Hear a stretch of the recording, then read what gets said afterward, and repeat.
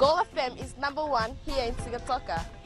Gold FM is our favorite radio station here in Lautoka. Gold FM is #1 in Nel. I love listening to Gold FM in Ba. We love listening to Gold FM, only the classic hits here in Suva. Hear about Coca-Cola, you immediately think of gold. I'm Josephine Sabi and I love hearing Gold FM. Gold FM, only the classic hits.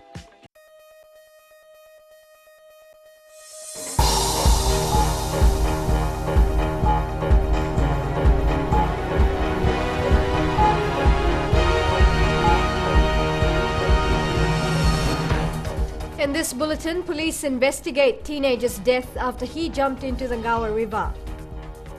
PSV owners slam LTA for new requirements. An increase in dengue cases signifies seriousness of outbreak, says Health Ministry.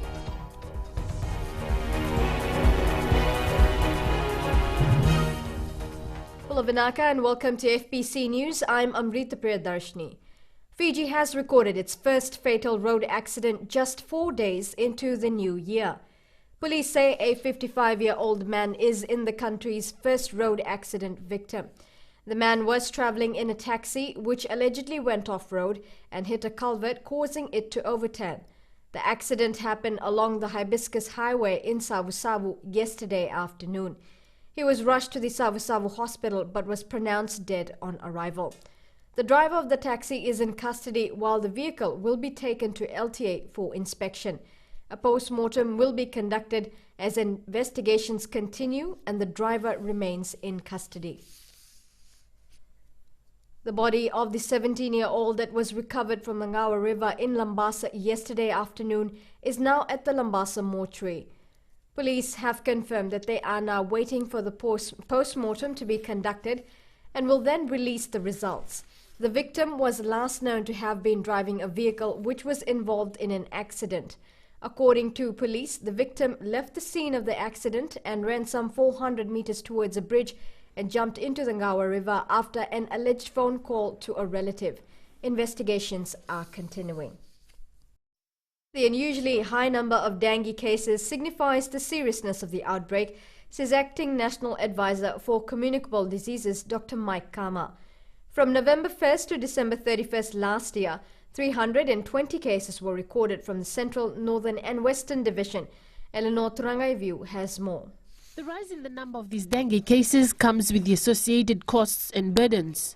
Usually, we have dengue type 1 that is native to Fiji. It circulates normally, and most of the citizens or nationals in Fiji are basically immune to dengue type 1. So that when there's an incursion of dengue type 3, then we expect, people are not immune to it, they will respond, they will manifest disease. So the disease burden is high with this strain, and also the socio-economic costs that come with it is also very high. So these are the two things that we look at. So we try and arrest it as soon as possible so that the costs don't go out of hand. This is not the first time the strain 3 virus has been reported. Every 5 years there is an outbreak. It has also been circulating in other Pacific Island countries. Dengue 1 has been around for a while, and most of Fiji's population are immune to dengue 1 only. So that with the invasion of, say, dengue 3 or the importation of it, or dengue 2 or dengue 4, we would expect something like this. So this is something that the ministry was anticipating for a while. Dengue 3 has been circulating all this year in other Pacific Island countries, in fact 5 other countries in the Pacific. So it's been circulating there. We have been free of it all this while. To date, the most number of cases is recorded in the Central Division, 283 altogether. And what we see right now that will probably favor the transmission dynamics of dengue fever in the capital is basically that there is a high density of transmitting mosquitoes. So there's the high transmitting mosquito. We've got a huge population in the Suva area. Dr. Mike Kama confirms there have been deaths related to this strain of dengue fever in previous years. There is hope we do not reach that stage. Eleanor Turangaivu, FBC News. The Fiji taxi operators have voiced their concerns over the new requirements from the Land Transport Authority for public service vehicle owners. They now have to produce their water and electricity bills in order to receive any kind of service from the LTA. Vasita Kotoi Wasawasa reports. Taxi operators are not happy with the latest new requirement by the Land Transport Authority to produce water and electricity bills as part of their identification process. The place I'm residing, the property belongs to my father. The electricity bill is still my father's name. My father is married to America. So if I can't afford to get this electricity bill myself, how would the general public get it? Because our forefathers who have gone were not in the world here. The bills, the properties are still there. The LTA has stated that customers will only be served by its officers once they produce the documents. We have got so many IDs now: passport, driving license, FNPF card, voter cards, FIRCA cards. So all these cards are taken into consideration now here, the teen letters. So this is why I thought that what he has said is completely wrong. The Land Transport Authority says this requirement is not new. The fact that these data started to change over time because of the change of addresses of our clients and customers, and it affects our service delivery, and that is why we have actually want to do some data verification. Consumer Council of Fiji Chief Executive Pramila Kumar is asking the LTA to clarify its notice in this regard, as they cannot understand the rationale behind it. Vasita Kote Wasawasa, FBC News. Still to come on FBC News, mariners told to get ready for new maritime legislations. Today FM is #1 here in Singatoka. We like Today FM in Lambasa. It rocks! My favorite station in Nandi is Today FM. Listening to Today FM. Today FM rocks in Suva. Lotto kasi love today's kid music. I love Today FM because they play all my songs. We love Today FM at Vuniva Lambasa. Yeah, it rocks! I love Today FM because it rocks. Today's hit music on Today FM. Nambula FM merkrake taletaki. Gonga Lambasa, Mbula FM, number 2 na sere. Ando talita kana borong ng Mbula FM, number 2 na sere su. Kau buat itu gara-garaki, au rebot juga ni stima, au ando talita kana borong ng Mbula. Kalau bina Fiji, Mbula FM, number 2 na Singatoka. Mbula bina, era noga, Mbula FM, number 2 tikonga. Mbula FM, number 2 na sere.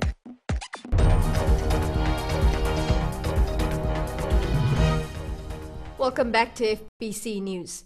Chinese investors have shown keen interest in purchasing 100,000 tons of Fiji sugar annually. An 11-member team from China's Reserve Bank is currently in the country, meeting officials from the Ministry of Primary Industries, Investment Fiji and various other stakeholders. A government statement says the investors want to enter into a long-term agreement with the Fiji Sugar Corporation, where they are offering a price that is higher than the current sugar price. Permanent Secretary for Sugar Manasa Vaningi says, with the Tate & Lyle contract almost coming to an end, this is one of the options Fiji will look at. The delegation is also looking at having joint venture collaboration on a refinery project. The delegation will be in the country for the next 8 days. They are the second Chinese delegation to arrive in 2 weeks. 2014 is set to be a year of change for mariners across Fiji.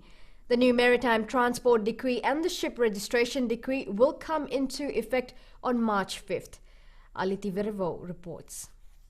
The Chief Executive Officer for Maritime and Safety of Fiji, Neil Slack, has confirmed that with the new legislation ready to come into effect in March this year, the department is looking into getting all mariners to comply with the law. At present, we know and are aware there's probably about 2,000 small commercial craft operating without registration and without survey and the appropriate life-saving appliances on board. Likewise, we estimate there's probably 3,000 to 4,000 pleasure craft within Fiji that don't need to comply with, don't need to be registered and surveyed at present, but with the new legislation they will. So there's a great deal of activity going to be undertaken, not only by the resources of the authority, but in the industry per se as well. Slack says that over 2,000 pleasure crafts in Fiji are not registered with the department, and this must be stopped, as many of the accidents out at sea are caused by private operators who do not comply with maritime laws. The challenge is that the small vessel operator either isn't surveyed and isn't registered, or the vessel isn't. He may not even be certified or licensed to take the vessel out, or he is, but he goes into areas of operation that he's not licensed to undertake. He doesn't understand the conditions that he's operating in, can bring people to a point where they drown, or there's groundings or other incidents and accidents like that. With the and also overloading. With the larger vessel operators, the challenge perpetually is with the attempted overloading of vessels, and I fail to comprehend why anyone, for any reason, would attempt to overload a vessel. He has also confirmed that those who do not comply with the new laws will be taken to task. The small vessel operator either isn't surveyed and isn't registered, or the vessel isn't. He may not even be certified or licensed to take the vessel out, or he is, but he goes into areas of operation that he's not licensed to undertake. He doesn't understand the conditions that he's operating in, can bring people to a point where they drown, or there's groundings or other incidents and accidents like that. With the and also overloading. With the larger vessel operators, the challenge perpetually is with the attempted overloading of vessels, and I fail to comprehend why anyone, for any reason, would attempt to overload a vessel. The Maritime Act was last modified in 1986. Aliti Verevo, FBC News. Tats Lotto offers people the chance to make their dreams come true, and this often motivates consumers to bet their hard-earned money on this lottery. However, the Consumer Council of Fiji is advising consumers playing Tats Lotto to be vigilant and beware of the practices of some agents. Neelam Raj with the story. The advice comes into focus due to a recent complaint where a consumer was told by the agent that according to their system, he did not win any prize. However, upon checking the numbers manually, the complainant found he had won in the 5th division prize pool. So twice she checked, nothing was here. She said, you haven't won any money. So I asked her to write it manually and give it to me. So when I went in my car and checked, I won in the 5th division. I came back to the girl again and said, I won the 5th division money. She said, no, you haven't won nothing. An investigation by the Consumer Council showed that the Fiji Tats Lotto agent had not forwarded the online gaming system in Melbourne on time, and the numbers were not recorded until after the draw. CEO Premila Kumar believes that the Tats Lotto company has extremely unfair terms and conditions. According to the terms and conditions, when consumers have a receipt, that is when you go and pay the money, you get the numbers on a receipt. Receipt is not an indication that you are in the game. According to the terms and condition, you are only in the game if your numbers have been fed and your numbers have been received by Tetacell online company based in Melbourne. Kumar is also urging the company to change its terms and conditions and to ensure that their agents become more responsible. FBC News contacted the resident executive director for Tats Lotto in Fiji, and he refused to comment on the issue. Neelam Raj, FBC News. Hundreds of families and friends today gathered at the Centenary Church in Suva to farewell the Turanganatui Nitonga of Bau, Ratu Sakyusa Veiwili Komaitai, who passed away last Thursday. Ratu Sakyusa is a senior clan member of the traditional heralds for the Vunivalu of Bau. He was born on the 11th of February 1941 and was the son of Ratu Rusiate Komaitai and Alisi Komaitai. Ratu Sakyusa served in the military as well as in the government. He passed away at the age of 72 after being admitted at the hospital for sustaining injuries after a fall. Coming up on FBC Sports, Nasinu footballers get back into shape for the new season.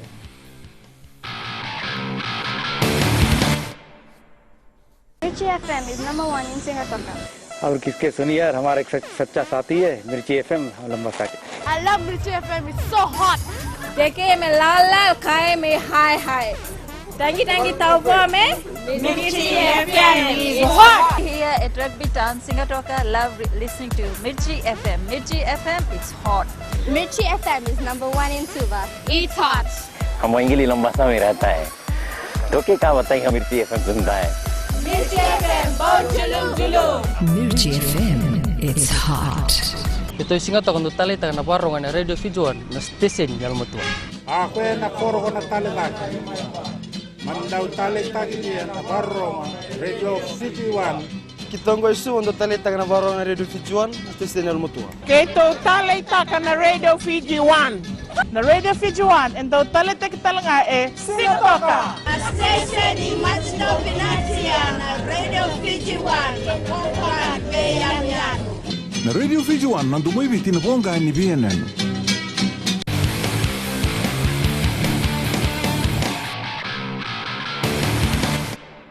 Welcome to FBC Sports.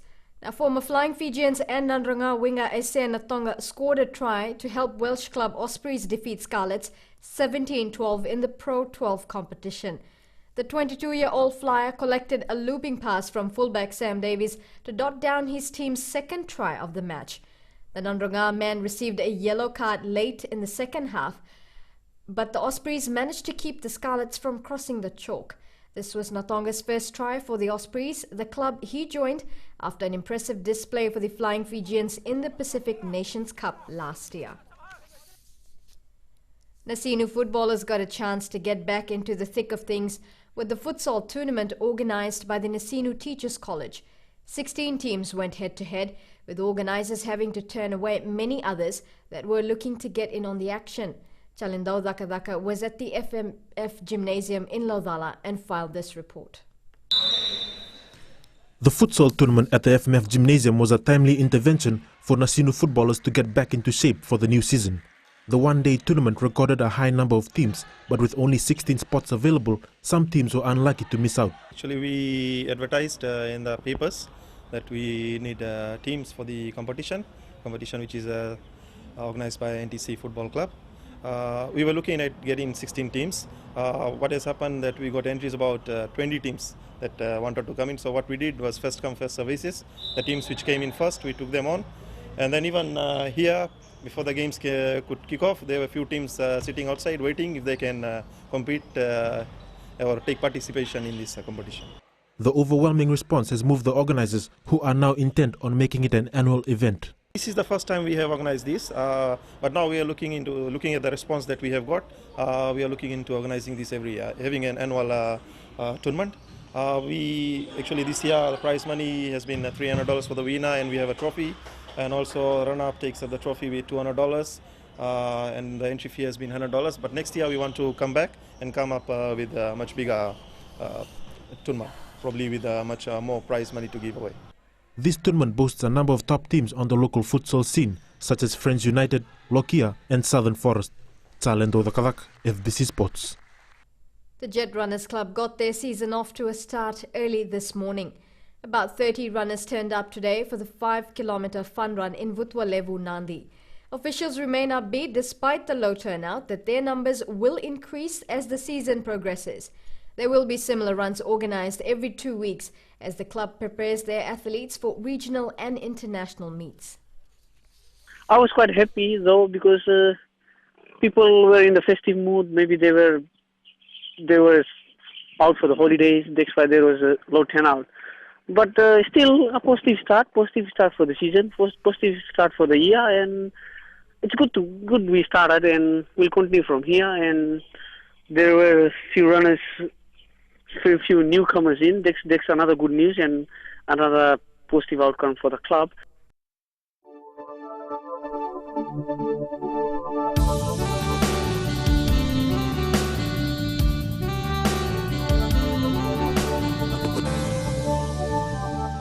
Fine weather was almost the order of the day today. The Western Division, Nandi, Lotoka and Ba and Lambasa in the north had fine weather in the morning and this afternoon as well. Whereas for Suva and Savu-Savu, while they had sun in the morning, they had a bit of showers by the afternoon. Looking at the temperature chart, Ba was the hottest center today. It recorded 34 degrees on the temperature chart. Savisavu and Nandi had the lowest temperatures, hitting 32 degrees. Now for tomorrow, there should be fine weather in the west and north in the morning, but by the afternoon, all centres will have brief showers.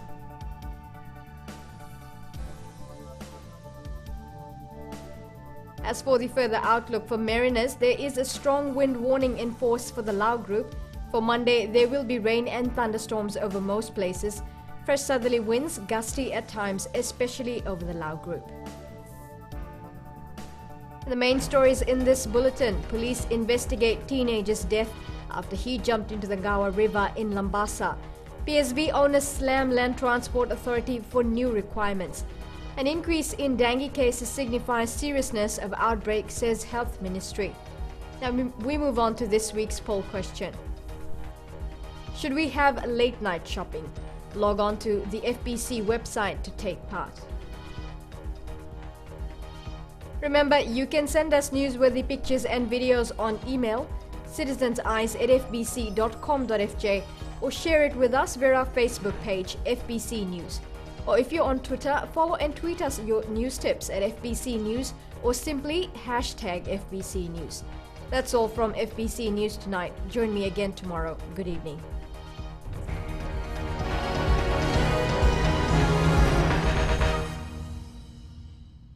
Bato Bahe, Bame Radio Fiji 2 के कौन सा के रोके online clear. Radio Fiji 2 रगराकी के लोग ज्यादा सुनते हैं। नैनी में हम सबकी पसंद रेडियो फीजी 2। तालेबू के लोग रेडियो फीजी 2 सबसे ज्यादा सुन रहे हैं। मेरी पसंद रेडियो फीजी 2, रसोरी में सभी को पसंद रेडियो फीजी 2। टावा में रेडियो फीजी 2 सभी कोई सुनते हैं। Radio Fiji 2 radio Fiji 2 I love you. देश की धड़कन रेडियो फीजी 2।